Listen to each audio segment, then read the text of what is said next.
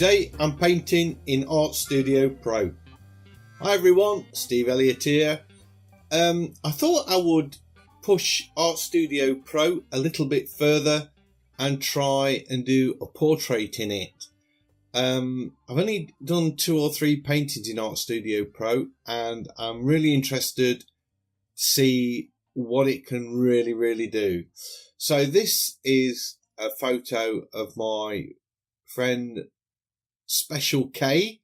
She's my partner and best friend, and we was out one evening and we was in a local pub, and I saw this bench and I says, "Carrie, go and sit on that bench. I want to take your picture." She's going, "Why? I said, "I think there's potential for a painting there." So I sort of sent her off to sort of the other side of the garden on her own to sit there. And I says, "And just open your phone and pretend you're reading a book."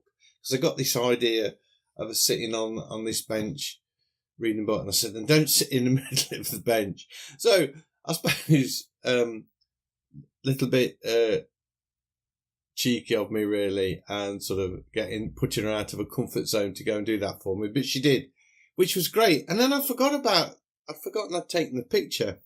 It was only the other night I was sort of looking through my phone for sort of ideas to paint, and this popped up. I thought, oh God, yeah, I have got to do this. So anyway, that's the sort of backstory to how I came to paint this.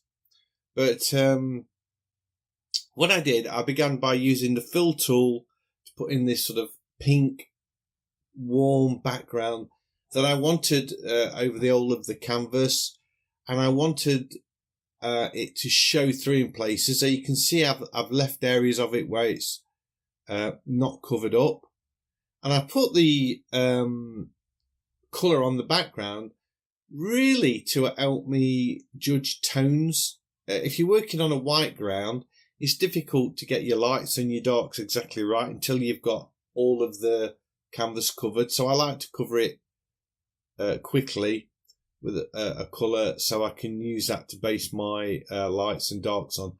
I think I mentioned that before, but people ask me sometimes in the comments why I do that. So that's why that's happening. This was really definitely an experiment with brushes.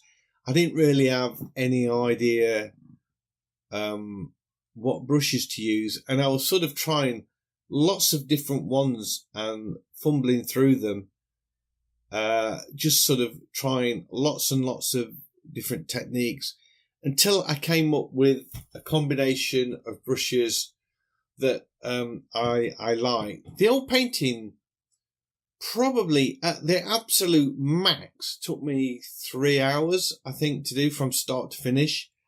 And I was messing around a lot. If I'd have done it in Procreate, I think I would have done it a lot quicker. But because I was in Art Studio Pro, I'm not so familiar with it. And I'm getting used to the tools and where they are now, but I haven't played around with the brushes. I think it would be nice if the developer looked at creating categories of brushes for different types of work.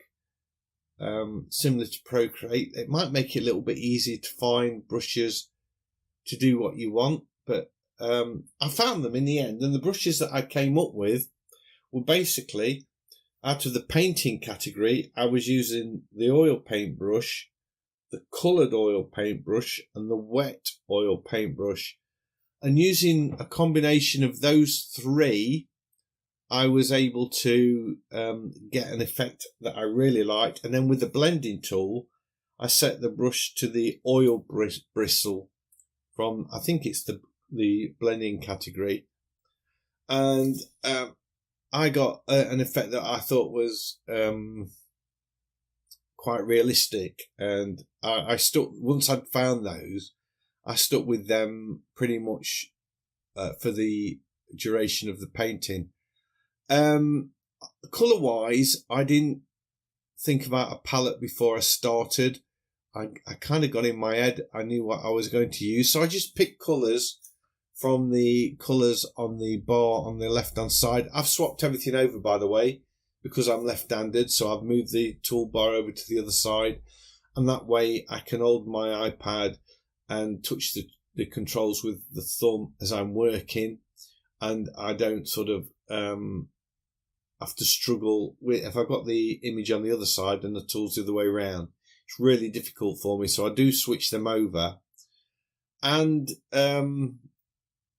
I felt a lot comfier using this app now than I have done before. This is a 24-inch by 18-inch painting at 300 dpi, so it is a really large format. I did notice a little bit of lag, but I wondered if it was because I had so many apps open and I started to shut them all down, and it did seem to improve. So I wondered if it was something to do with that, or maybe it might be my iPad's now 2 years old and it's starting to slow down a bit. I don't know. So I think what's important here, if we look at the painting, what I've done here, I've got lots of greens in there, and I think they're all shouting, and they're in competition with the blue of the dress. So I made a decision at some point that this is not what I had intended. I think I spent so much time messing about getting the right brushes and getting the feel of it that I wasn't so much concentrating on the actual painting as the kind of style and the brush strokes that I was getting. But at this point, I was feeling really confident with the brushes I was using, and I was sort of working into the darker colours. But at this point, you can see I'm thinking, you know what, this dress is the important thing in this painting. I don't want these greens to be in competition with that dress. So I decided to mute them all down and make them put some browns in there and get rid of pretty much all the green. I left just ints of it, so you knew it was greenery, but I pretty much obliterated the bulk of it all, and just sort of added this brown to it, and that way that left the dress as the focal point of the painting.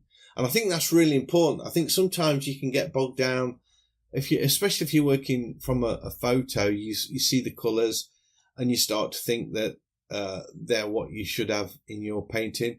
But can you see now how much more balanced it is, because I've knocked all of those colours out, and so that the only real bright colour is that dress.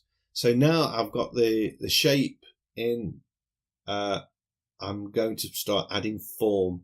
So I want those limbs to look rounded and not sort of just flat, and I want them to look like they've got bones in there.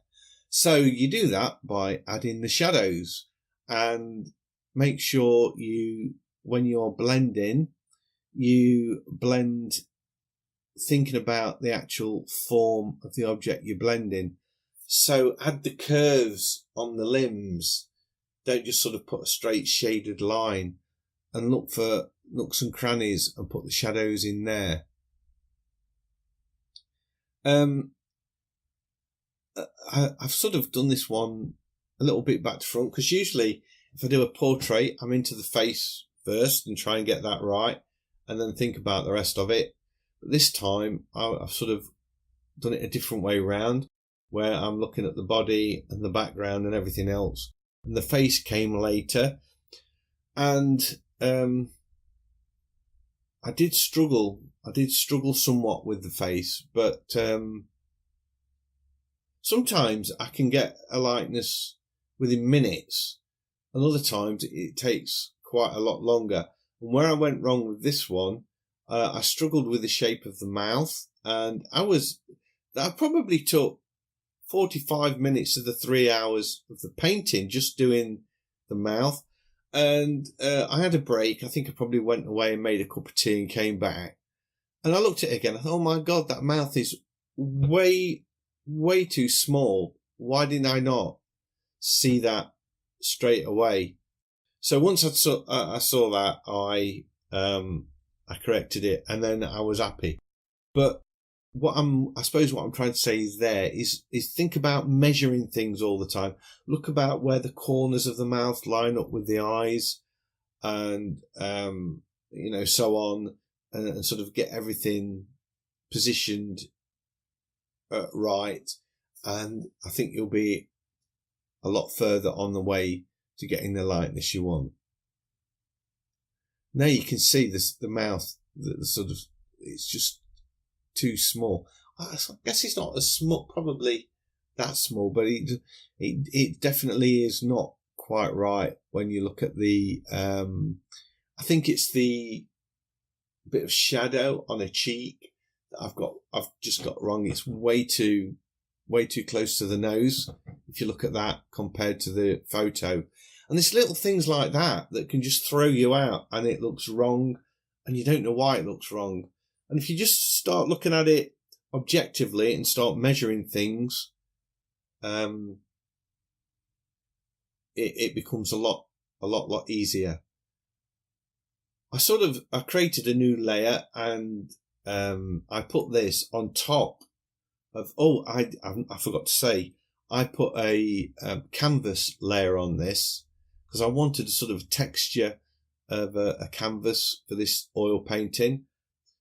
And it did sort of mute the colour. I hadn't quite got the, not the texture, but the tone of the template I was using quite right.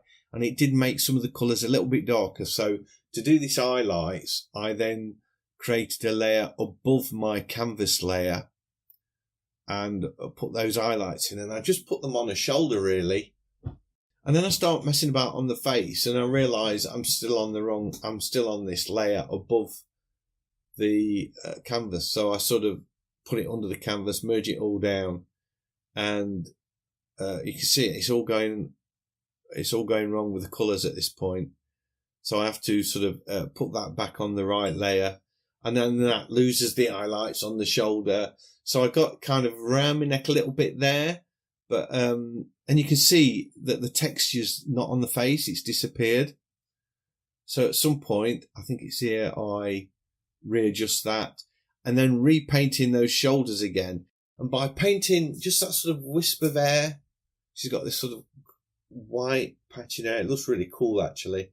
And then painting the highlight on the shoulders, that draws your eye straight into that part of the painting. So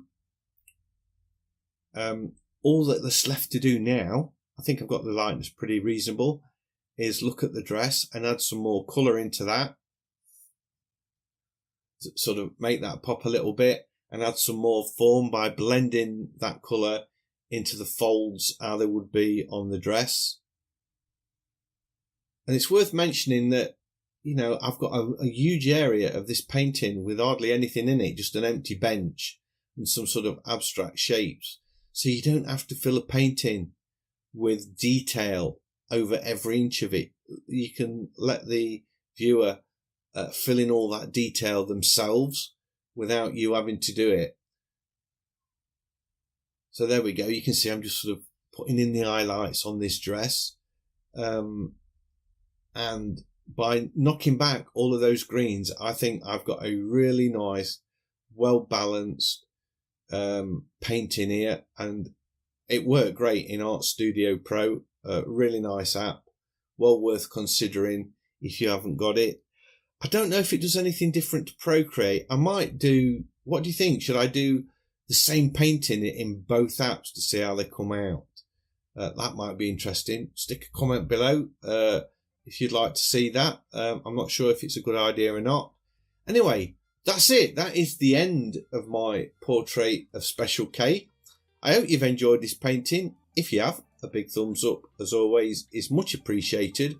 And if you're new to the channel, please consider subscribing, because I have lots of videos like this, and I would love to be sharing them with you. So hopefully, I'll see you in the next one. Bye.